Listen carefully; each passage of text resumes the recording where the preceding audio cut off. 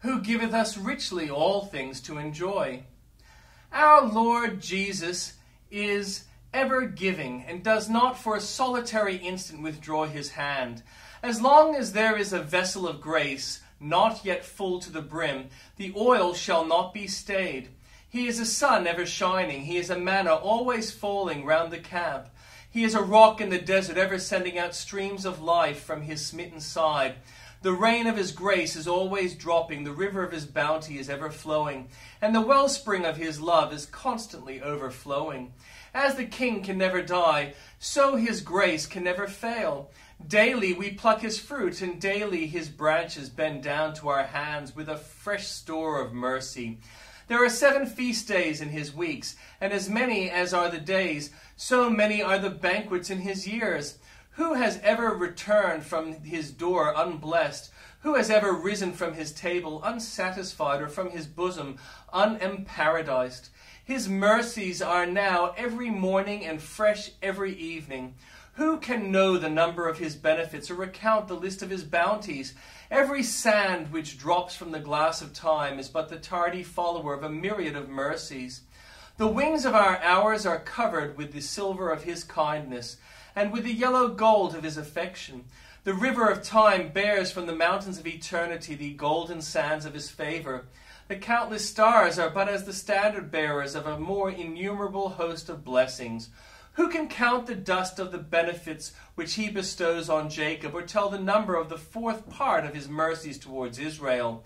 How shall my soul extol him who daily loadeth us with benefits, and who crowneth us with loving kindness? Oh, that my praise could be as ceaseless as his bounty. O miserable tongue, how canst thou be silent? Wake up, I pray thee, lest I call thee no more my glory but my shame. Awake, psaltery and harp.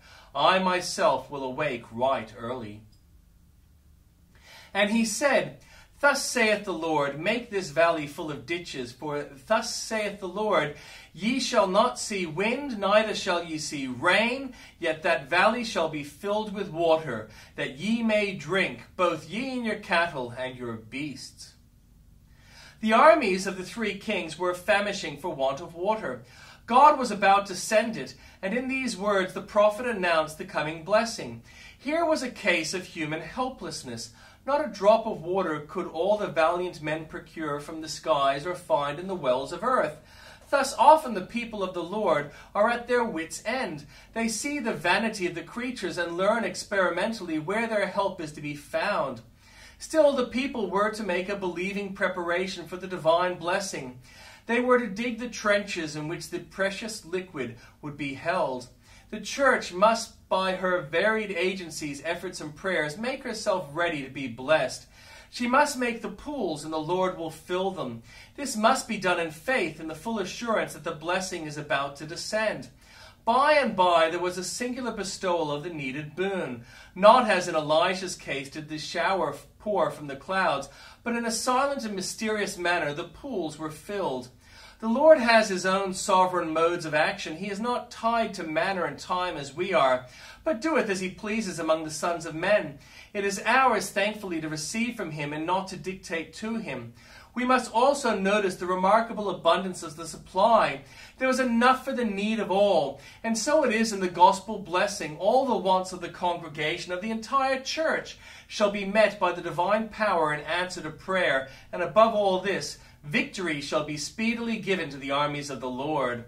What am I doing for Jesus? What trenches am I digging? O Lord, make me ready to receive the blessing which thou art so willing to bestow.